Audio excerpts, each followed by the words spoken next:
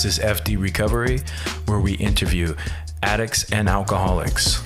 Our aim is that through this podcast, we might help you on your journey of recovery. Thank you for listening.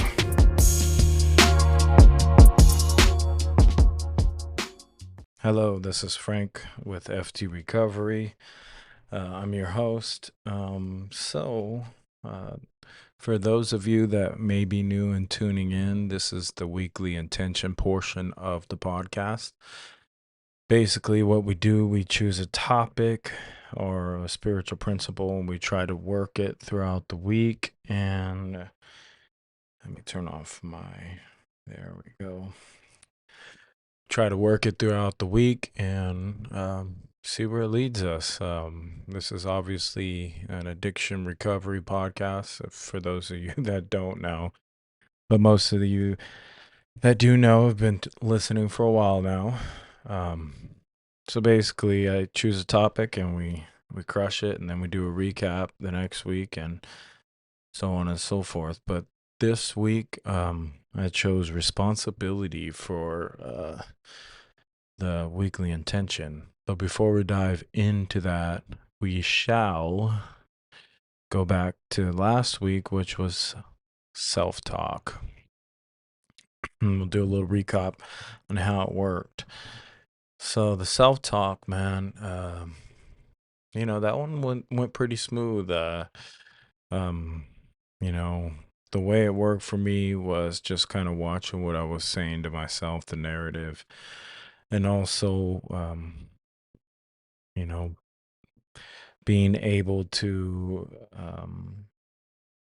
kind of talk about it at meetings. And there's specific meeting alumni that I go into at the local recovery home. And long story short is, the whole self-talk thing and the narrative that we play in our head, when it boils down to it, when we get some time under our belt and start healing ourselves, we realize how much of that we have control over, right? And that was a big one for me, is tapping back into that narrative piece where we kind of just let it fall to wayside, and we let some of that stinking thinking come in and kind of overrule the moment, right? It can bring us down quite a bit. I know it does for me. So that whole piece of just self-talk and also watching how I talk to others was a big one. There was, a situation over the weekend where I chose to leave my home because I felt like I was going to say something rude to my wife, and I just went to the gym and worked out. It pissed me off, and I got upset and, have to go through my emotions, but I chose a different route, right? And the old me would have just blew everything up and let's fight and let's call each other names. But I was able to walk away from the scenario and, go work out and clear my head, right? And use these tools in the tool bag, right? Understand that anger is going to pass, right? And that's kind of the self-talk I was giving myself. But the key things as a mantra, I texted one of my good friends, and we got back in this back and forth about kind of the tools we use, and he was telling me his mantras and slow to anger and things like that, the stuff he was dealing with. And just taking a pause in, the way he was working it in his life is just taking a pause and just kind of reminding himself to kind of tune in, right? And we were going back and forth, and I'm gonna give a shout out to Tyler, but the whole mantra game is pretty good, man, because we got into that conversation and just, quick to listen and slow to get angry, right? And that's kind of what his was going to. And I could relate to that one. So I did repeat that a couple times in my recovery. So if you're listening out there, it definitely helped me. But I went on to say, my mantras was what you guys are familiar with is I love you, please forgive me, thank you, right? It's I read it in a book one time and about this Hawaiian healing called Hopopono. I probably got that name incorrect, but it's this pretty cool style of healing that has a unique view.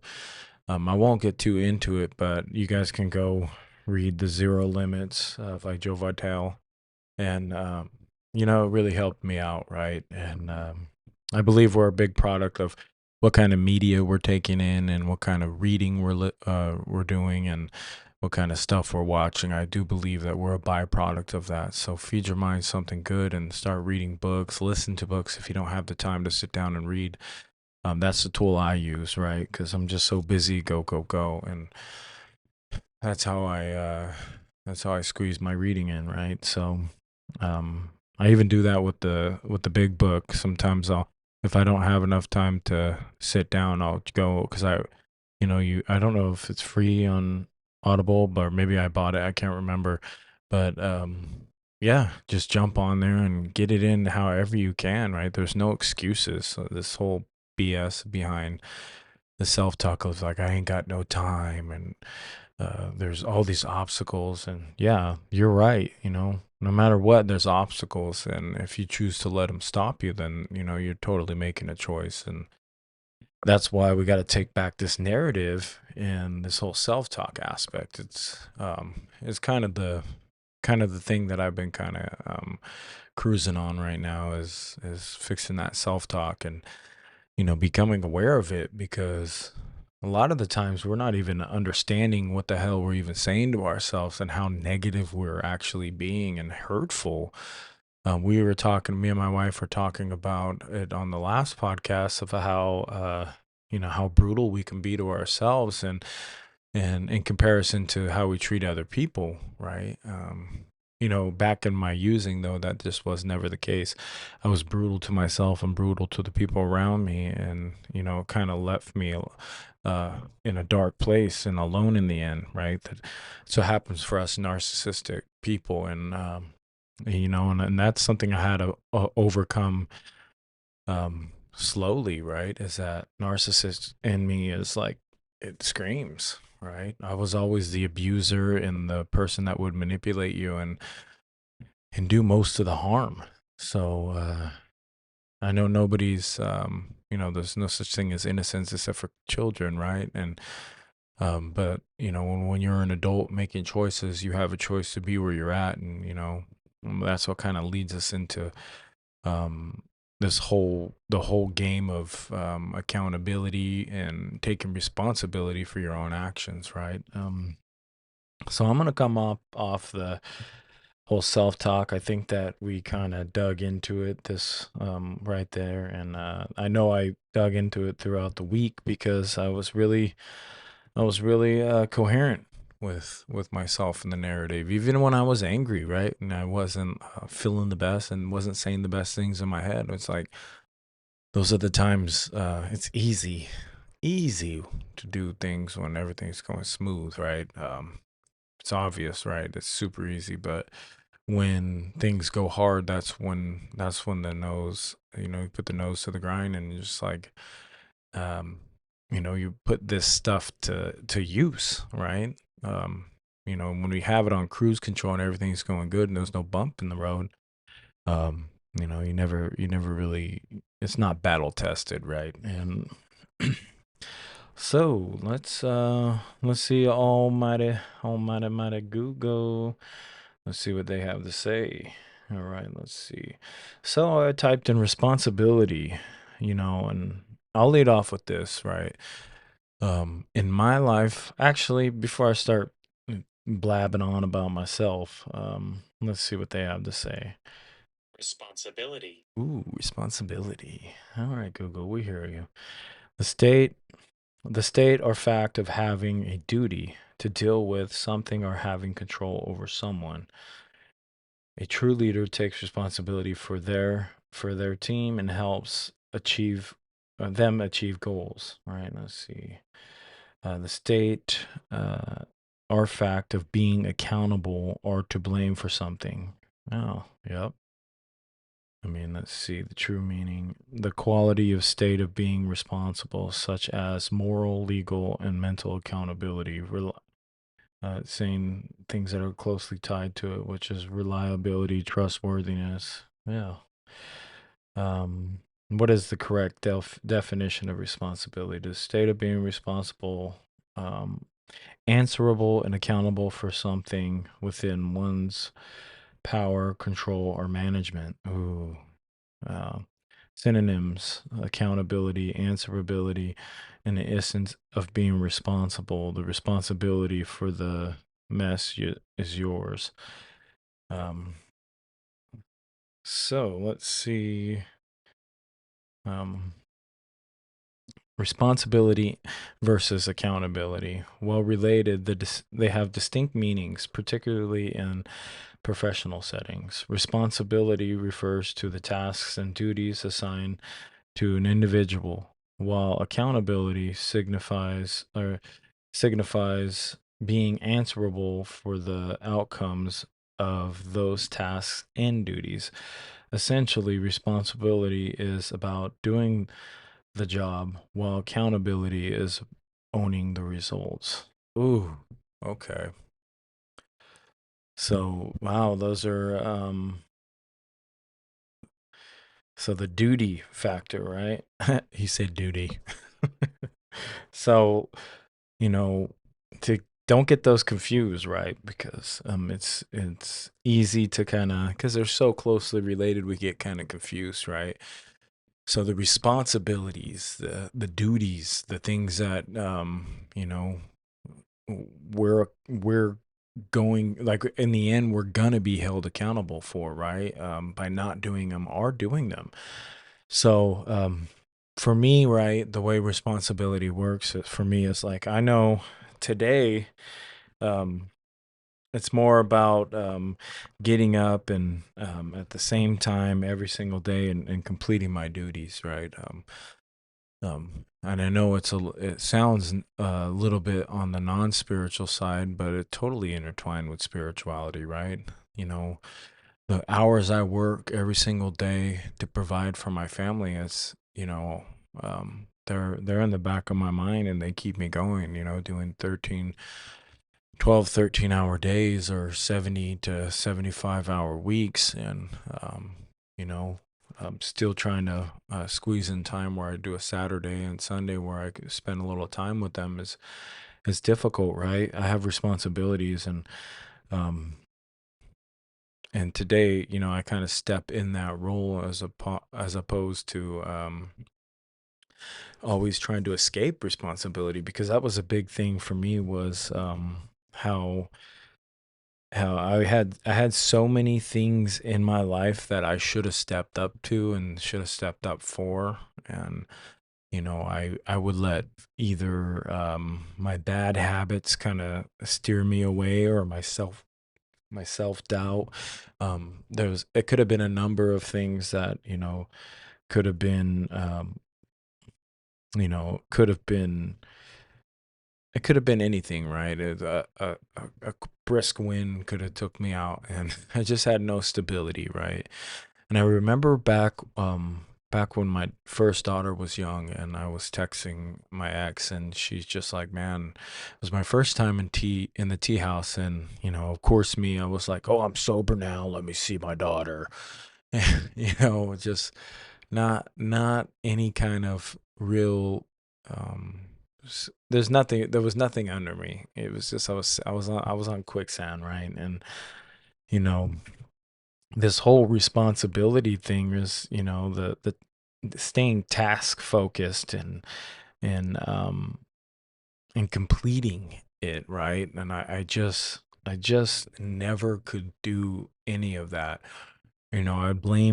I blame not completing anything or sticking to any of my responsibilities because I had ADD, and I had an excuse for really everything on why I never completed. And when it came down to the stuff I was responsible for, and either I let it go to shit or I didn't complete it, and when it came down to accountability, I was never even around for that part, right?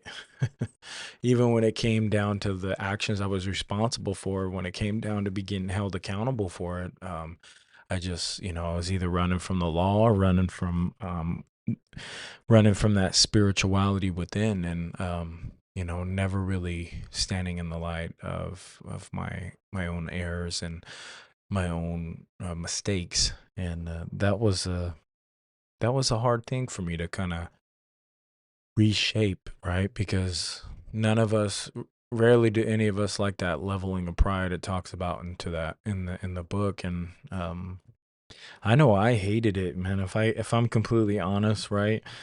Today it's a little different, but back then, my responsibilities, I was just so afraid, right? I you know I would have so much excuses. Well, my parents did this, my family did that.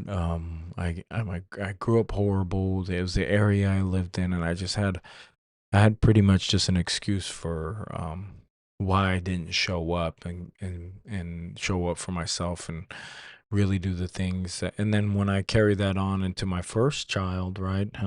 It really showed, right? When you're not ready for responsibilities like I was, it really shows up. And I don't blame my ex-wife from keeping her from me. Who knows? It could have been worse, right? I do have some resentment on that level, things that I'm working through, because I feel like there was a lot of time missed. And I feel like you know, I just I just I just think things could have been different on another level if I had my daughter with me a little bit. But you know who knows, I think I might have been also too sick, so that's where that back and forth goes for me, right? And that's just something I'm currently working through, and trying to hold myself accountable, and understand what my responsibilities were back then. And I didn't fulfill my side of the contract. And there's just so many times where that would pop up in my life. And I know I'm just kind of rambling, but I guess that's what this podcast is for. So this whole responsibility, and the way I embody my responsibility today is that I take it real serious, right? I show up, and I have a good time, and I treat my coworkers correctly. And I'm their boss too, so it goes a little bit further. I have a bigger responsibility to treat them right. I believe, no matter what side you're on, whether superior or not, you should be treating your coworkers like human beings, because that's what they are. So I've been under a lot of bosses where they're just kind of to be truthful, just pieces of shit. I mean, I don't get me wrong, I've had some good bosses too, but just because you're responsible for a group of people, don't mean that you're always going to be responsible, if that makes sense. There's always misuse of powers, misuse of the word, and just there's a lot of conniving people out there, right? And today, I really pride myself on trying to keep it fair, especially in that arena, right? Because when it comes to your work, and if you're a struggling alcoholic, and I know work isn't what you think you would hear on this podcast, but if you're an alcoholic, I mean, and you're a drug addict, getting reacclimated, and learning how to live with this disease of addiction while you're working is a big deal, right? So if you're struggling, if one of your struggles is getting acclimated into a workplace, you know, the whole responsibility, getting up at the same thing, doing the same mundane tasks, that was a really hard thing for me to kind of involve myself in. And although I'm successful at it now, there was a time where I wasn't, right? Where I'd step to these responsibilities, and I was scared because I felt like I wasn't enough, or I couldn't complete what was given to me, right? There was even a time in my mental illness where I thought maybe I'll be I'll be on disability, and maybe that wasn't just another cop out for me, right? At least my experience. I'm not saying if somebody's on disability that they're copping out. That's not even close to what I'm saying. I'm just saying that I was trying to use it as a cop out, right? And I know people, especially even in my family, that are on disability, and they need it, and they struggle, and it's there. I'm glad it's there, right? But for me, I was just trying to exploit just another system I could exploit, right? And that's not okay, right? Everything that I was about was exploitation, and just trying to rig the system, fast money, just so I can do pretty much not even bare minimum, just like as little as possible with the most amount of gains. And today I've really researched that within myself, and understand that that's just not the person that I am, nor do I even want to be that person, right? And it's important to me. It's important to me that, today, that I am responsible for so much, right? I'm responsible to make sure a business comes correct with all the ordering, and which reminds me, I have to send an order off. Thank God I said that. But you know, but getting to that place of where people start trusting you with things, and you're responsible for thousands of dollars, or you're responsible for other people and their livelihood, and be in doing that correctly, right? It's important to me that I I step into my responsibilities with a humble heart, and today today I can achieve those things, right? I can do some of those hard things that I thought I could never do before, you know, without any self-doubt, right? Or maybe there is self-doubt, or there's fear, but I can overcome it, and I can walk through the fog, right? And that's kind of where I'm at today, is getting in tune with these responsibilities, and understanding, at least for me, right, the that that recovery and accountability, and all these things that I used to run from, now I'm kind of walking towards, right? And sorry guys, today was a long day, right? So the responsibility today, like my responsibility as a father, my responsibility as a husband, my responsibility as a friend, when people call me, when my family needs something or wants something, I definitely do my best to fulfill their needs, right? I want for nothing today, because most of the stuff that I either desire, it gets fulfilled, right? And so I really want for nothing. The the reality is today I don't keep my sights super small or too big, right, or grandiose. I do my best to kind of stay where I'm at, because I mean, where else would I be, right? And that's a key component to all this, is understanding my duties of the day, and my purpose, right? It brings us back to that whole purpose driven, right? If you got a purpose driven life and you understand your tasks, I know I got responsibilities every single day. I got basic tasks that I need to complete, and I'm responsible for my well-being, right? And if I don't meet those needs, then something gets a little bit off, and I start lashing out, or I start not being the best version of myself, and that's just kind of not the life I'm trying to live today. And I'm just getting back to that whole knowing what your place is in this life, and knowing what your role is. And because no matter where you're at, you're going to have to play some sort of role. You're going to have to acclimate. I just always used to walk into scenarios and thinking I'm going to change the energy to me. And I had somebody reach out to me the other day and talk about how they were going back in rehab, and that's one thing that I said was, you know, do your best to acclimate to the program, because, if you keep trying to do this whole thing that you're trying to make it acclimate to you, you're gonna have a tough time, because when we're in fragile states, man, we don't need anything acclimating to us, man, because we need to reboot ourselves, and then start attracting what we need, right? We'll start healing a little bit, and then all of a sudden, some of the stuff we attract becomes a lot healthier, because we're healthier, right?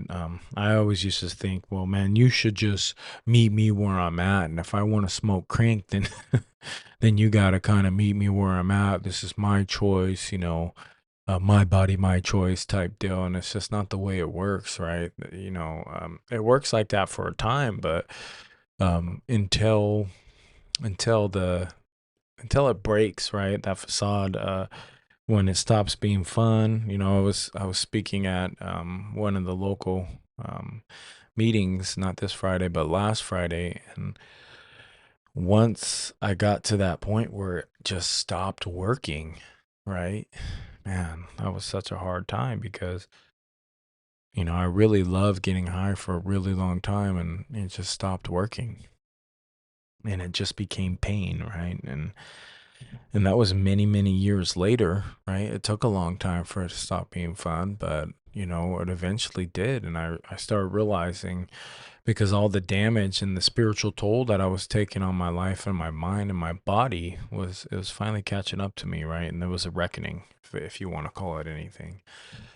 And the way God works for me is, he kind of wakes me up when the time's right, and I hope whoever's out there listening, you get woken up. If you're still struggling with drugs and alcohol, there's a way out, man. There's a way out, and but it's gonna take some self-seeking. All right, nobody likes this process. I promise you that. 12-step meetings are pretty necessary. One of my friends said, "Man, I've been watching a lot of videos on Instagram just dogging 12-step programs in AA and NA." And I'm just like, "Man, I'm like, fuck, I haven't seen those videos." And he's just like, "Well, they're out there." And I'm like, "Man, that's cold-blooded, because, for a lot of us addicts, yeah, it might work for somebody else, but for a lot of typical addicts and alcoholics, I mean, this shit will save our lives, right?" And it just kind of bums me out that kind of mindset's even out there, right? But I remember having that mindset and going to a meeting, or being forced to a meeting, and going, "No, this is lame," right? And just kind of taking your pride and ego to the back seat, and just trying to go with the flow is more my style today, because I can't control nothing, man. I'm powerless, and all I can control is my actions and my choices, right? And even then, man, it's a thin line, because once that anger pops in, it's like things get a little sketchy, right? And that's why it's important. Like, like this weekend is I took another path, instead of just, lashing out. And, those are those wins that we need to be proud of, right? If you're out there, and you're struggling, I get it, man. I've been suicidal many times, and you're enough. That's all I gotta say, right?